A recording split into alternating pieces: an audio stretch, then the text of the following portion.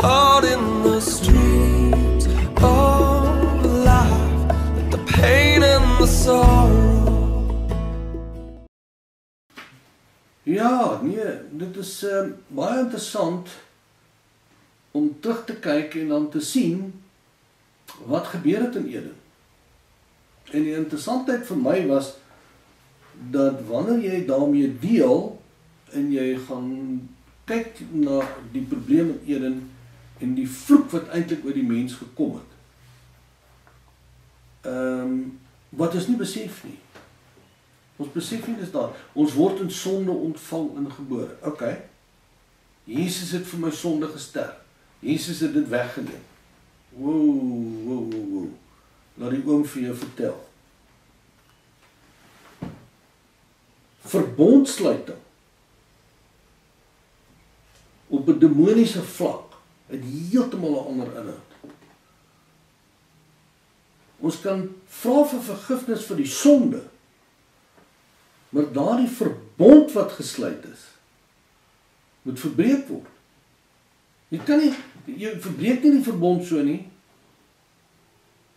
Die gevolge van daai verbond is sonde. Ja, dit word weggewas, maar my verbond bly staan.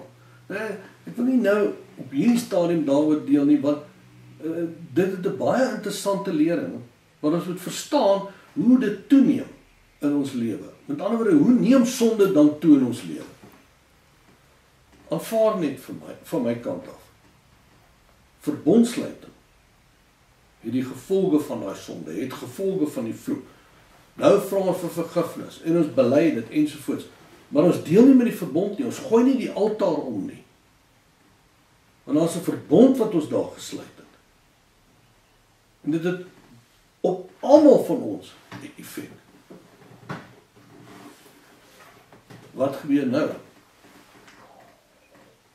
In my soeke daarna het ek besef dat die struikeling wat ek in my lewe gehad het om oor te gee. Onthou het ek het julle vertel, ek moet oorgee, ek moet afgee, ek moet neerlê. Maar ek kon dit nie reg kry nie. Toe daag ek nou, wat is nou die verskil hier? Wat is hierdie probleem? En nou onder die Kaap sit ou Riekert Botha. Nie Riekes nie, Riekert Botha. 'n paar van sy leerlinge geleid en julle kan regtig julleself 'n geweldige guns doen om 'n bietjie na sy leerlinge te luister, want dit is so verrykend om na 'n ou wat, jy weet, so sterk op die woord alles baseer. Dit is vir my regtig baie belangrik. En veral vir ons wat nie teoloë is nie, wat nie Grieks of die woordkennis het nie, en ek weet baie van ons breek dit af, maar weet jy wat, daar's iets wat ek in my lewe gesien het.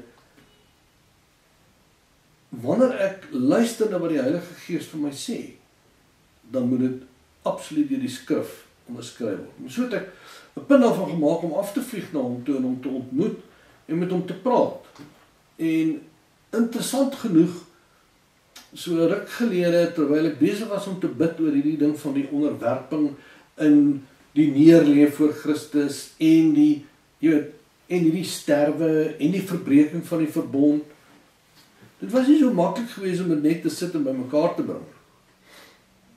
Toe kom hier 'n lering van Riekert oor die tafel. En weet jy wat, ek wil nou eintlik basies die hoogtepunte daarvan aanhaal, want dit was toe vir my 'n bevestiging van wat ek gekry het. Mooi luister, mooi hoor.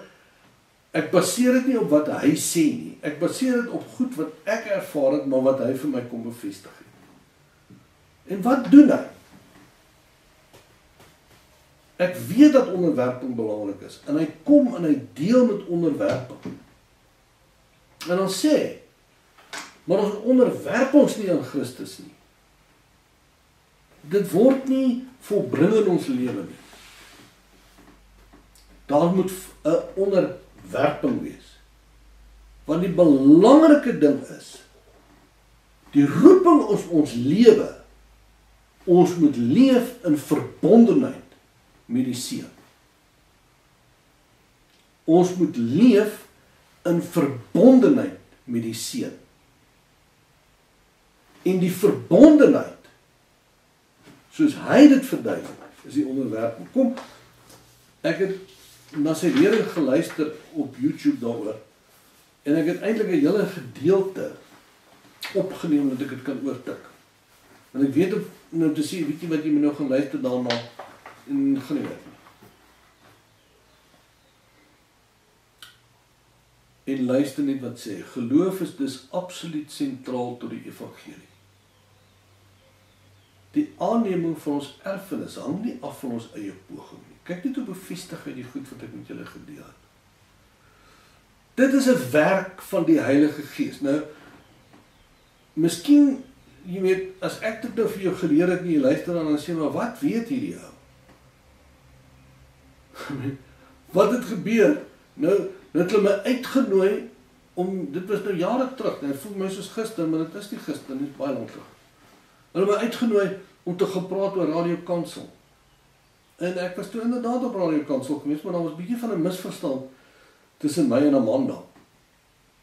Ek het so toe gegaan om oor die verbond te praat, en dit was 'n rare ding in daardie jare, dat jy regsgeleerde het, of daai staan as ek 'n prokureur geweest het, jy 'n prokureur het wat ding is wat ook die Here aanneem. En gelukkig is Silas 'n advokaat, so ons nog goeie kans. Okay. En dit het 'n skudding veroorsaak. Dit het 'n geweldige probleem veroorsaak. Soveel so dat die sentraal is geblok vas en ek weet nie wat alles nie. Ek moet eintlik nagesteen en uiteindelik het die hoof van Radio Kansel my gebel, want die mense was geweldig ontsteld geweest. Hoekom hulle nie die res van die lering kon. Wat gebeur het is ons het toelering opgeneem vir bykans 3,5 uur en toe het hulle dit vernietig. Want hulle wou dit vrystel. Toe bel die hoof van die Radio Kansel my om net met daar te praat, sê vir my, ek moet net verstaan dat omdat ek nie 'n teoloog is nie, kan ek my nie uitlaat oor die begrippe van die skrif nie. Toe sê ek, dominee, ek het geen probleem nie. Kom ons gaan sit, ons sit op die lig, en dan wys jy my waar ek dwaal. En ek sal onvoorwaardelik, onherroepelik die mense vra vir vergifnis. Daarom het ek het goed gevind om 'n formidabele teoloog, volgens my, 'n man wat sy Bybel ken, wat kom uit die Baptiste kerk uit, en gewoonlik daai ouens se lering is net absoluut skrifgegrondves. So as jy nou kwaad word vir my, bel vir Rickert. Dis hy. Ek weet, dis wanneer hulle die twee boeties vang, rook agter die dam. Ek kan dit so goed onthou. Dan kom die pa om die hoek, en sit hierdie twee knapies, hulle so staan in 5 en sit hulle in rook, jy sien. Sit hulle in rook, kom pa om die dam. En dan sê hy, wat gaan hier aan? Dan sit hulle altyd vir hom so kyk, hulle lyk net, hulle sê so verstap. En dan sê die een ouetjie sy vingers so optel, en dan wys hy net so na sy boetie. Sonder om 'n woord te sê. Nou, ek vat nou my vinger en ek wys hom na Rickert toe. Wil jy kwaad word? Wel, vir Rickert. Luister wat sê hy, jy kan dit nie opkook of opwerk nie. Daai geloof in jou is 'n werk van die Heilige Gees.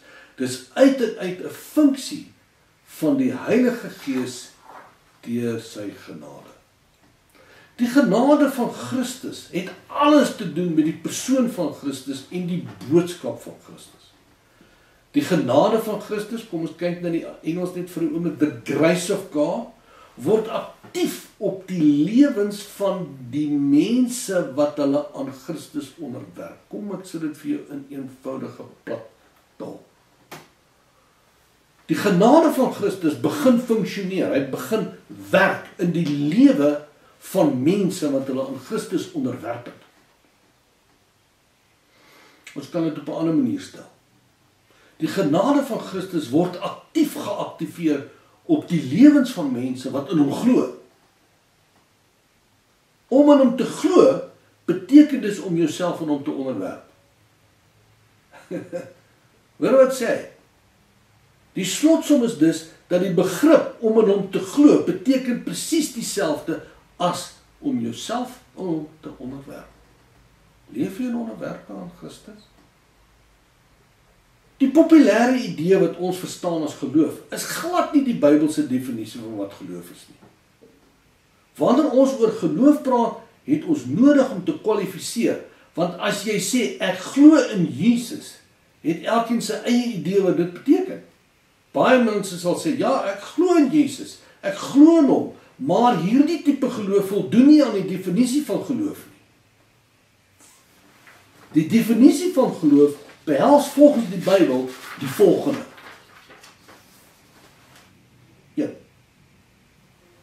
Met my verbondstoetrede moet ek verklaar dat Jesus Christus is wie hy sê hy is.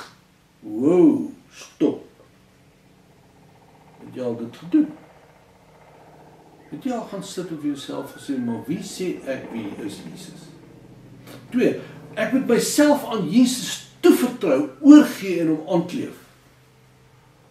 Ek moet my lewe neerlê, saam met Jesus gekruisig word tot sterwe kom. Jy kan nie net die stelling maak dat jy in hom glo, maar jy onderwerp jou nie aan hom nie. Dis glad nie geloof nie. Met die afsterwe en die neerlê van ons lewens onderneem ons self aan Jesus te onderwerp. Daar lê die sleutel. Dis waarom ek kan sê, ons is geroepe tot gemeenskap. Ons is geroepe tot gemeenskap. 1 Korintiërs 1 vers 9. En ek het ruk daarna, toe, net nadat ek dit by Rieke gehoor het, toe sê ek, Here, ons kan mekaar dan onderwerp. Ons moet dan onderwerp aan Christus. Maar nogtans bly dit 'n baie belangrike aspek van my verhouding met die Heilige Gees. Kyk wat sê Liz Wright. Liz Wright het so 'n lering gehad. Surrendering to God changes everything. Net so 'n stukkie daaruit. Ook ter net bloot bevestiging. The surrendered life is the doorway into a deeper life in God, when we choose to yield to Him. To place our relationship with Jesus first allows Him to peel off our old nature, and it escorts us into the victorious life where we become increasingly filled with His presence. Hoor dit daar? Hoor dit daar? Where we become increasingly filled with His presence. Submission allows you to do away with the opinions of the world and to align yourself with truth. Nou weet ek, dis nou baie wat ek lees, maar jy kan mooi luister daarna. This is an intentional choice. You align yourself by the choice in truth. Step into Christ, and the power of Christ will come. He wants you to know that it is such a simple way of living, and it changes everything. Wat sê ons? Ons moet ons onderwerp. Ek het inderdaad die onderwerping wat hy so gedeel het, ter harte geneem. Maar ek het 'n probleem.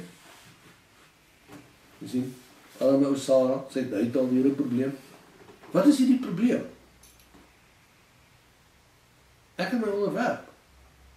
Toe ek besef dat ek nie in die tabernakel se intimiteit ingaan nie. En dat ek by die doringdraad alom en alom, was daar 'n plek gewees waar ek 'n gebed geskryf het. Ek het daai gebed geskryf en hom genoem Passing the Gate. En dit was vir my die onderwerping. En miskien is dit wat Rickert bedoel. Ek wil nou nie weer Afrika Kaap doen net om dit te beseker te maak. Maar hoe dit ook al sê, ek stem saam in die onderwerping. Maar die oom het nou weer gesukkel, jy sien. En toe ek na die Here te gaan en sê, Vader, ek kan nie hierdie onderwerping regkry nie, want ek gee dit oor na U toe, en ek los dit by U, maar môre sit ek weer in bekommer. Toe loop my pad vas in die sterwe. En toe sê ek vir myself, weet jy wat, dis 'n werk wat die Heilige Gees in my lewe moet doen om te sterf. So, wat doen ek nou? Ek moet besef dat ek moet sterf. En die werking van die Heilige Gees is absoluut kardinaal in daardie sterwe. En die skrif wat ek vir julle wil gee, man, weet jy wat? Ek dink jy moet hom gerus tik. Jy moet hom vir jou eenkant sit, plak hom teen die yskas, plak hom teen die plafon. Maar hier lê die sleutel vir my. Hier lê dit vasgevang. Waar Paulus skryf in Galasiërs 2. En hy sê, I have been crucified with Christ. In him I have shared his crucifixion. It is no longer I who live, but Christ lives in me. And the life I now live in the body, I live by faith, in adherence to and reliance on the Son of God. He that loved me and gave himself for me. Daar's die hele ding saamgevat in een ding. Wat het verbondsluiting vir my ingehou? Dis 'n eenwording met Christus. En in al my pogings en in al die paaie wat ek geloop het, en alles wat ek probeer het, loop ek my vas in die sterwe. En ek moet eerlik wees, ek het dit nog nooit regtig so gehoor nie, en ek het dit nog nooit regtig so gesien nie. Daar's 'n werking van die Heilige Gees wat ons hier deelagtig moet word. En hoor my mooi, die Heilige Gees werk nie. Hy laat hom nie beïnvloed deur jou optrede, hoe oulik jy is, en hoe hard jy vas, en hoe glad nie. Waarna kyk hy? Na jou hart. Wat is regtig in jou hart? Waarom wil jy sterf? Nee, want weet jy wat, ek moet nou sterf, en ek moet nou onderwerp, sodat die Here my man kan uitsort. Nee. Weet jy wat, ek moet nou sterf, en ek moet my lewe neerlê, en ek moet myself onderwerp, sodat ek 'n werk kan kry. Broer, jy het die begin van hierdie lering heeltemal gemis. Gaan nie oor jou nie. Dit gaan oor God die Vader. Is daar iemand op aarde wat sy hart op aarde kan bid? Dis waar ons op pad heen is. Maar ons moet deel met die vlees in die sterwe. Geloof is die sentrale basis tot die verbond. Dis waarom dit so belangrik is. So wanneer jy gaan, en jy is besig om toe te tree in die verbond, en jy bid daai gebed, rondom die sterwe en die afsterwe. Weet een ding. Besef wat jy besig is om te doen. Want weet jy wat? Jy is committed aan dit wat jy sê. En God gaan jou daarby hou. En waarom wil ek sterf? Waarom wil ek my lewe absoluut oorgee aan hom?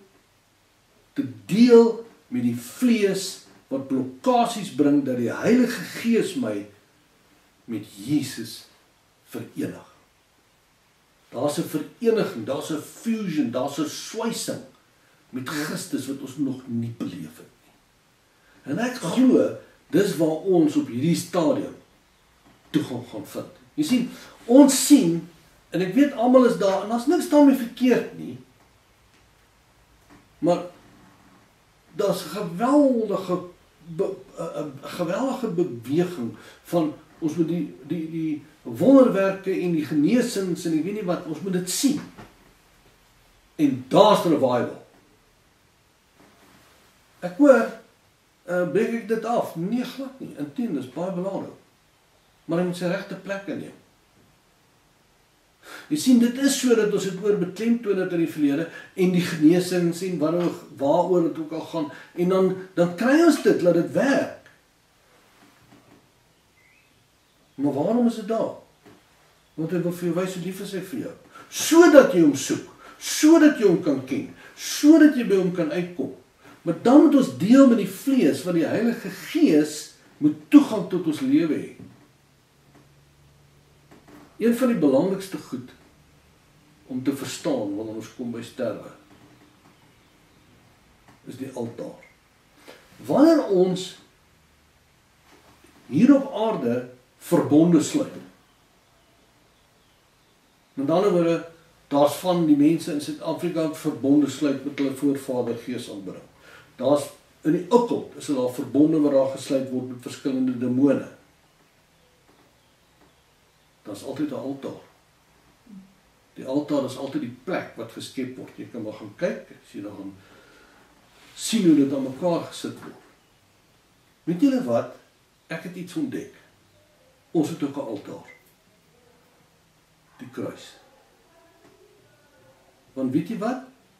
Dis waar die skrif sê, present your bodies as a living sacrifice. Met ander woorde, jy moet teen die kruis vasgespijker word. I have been crucified with Christ. Kan jy dit doen? Nee, jy kan nie. Jy moet 'n bietjie vir my wys hoe kan jy jouself vaslaan as jy net een hand hoor. Want jy moet jou voete slaan en dan moet jy jou hande vas, hoe gaan jy dit doen? Maar wat ons moet verstaan, wanneer ons in die afsterwe proses ingaan in daardie gebed, dan is daar ook 'n altaar in die kind van God se lewe. Daar's 'n altaar wat hy altyd na toe kan teruggaan. En dis die kruis. En dit gaan raadsaam wees dat ons vir 'n oomblik gaan stil staan by die rol van altare en hoe altare werk, sodat jy net 'n besef kan kry hoe belangrike rol die kruis in ons lewe speel. Dis absoluut sentraal tot die evangelie. Nou ja, ek het julle lank besig gehou hiermee. Jammer vir so lank, maar ek het julle gewaarsku, die begin is kompleks. En as jy dit eenvoudiger kan doen, ag asseblief bel my, ek sal ook wil weet hoe doen die mense dit eenvoudiger. Nou ja, lekker dinge. Praat weer later. Oh, we're thirsty, and oh, are we? Come to the fountain.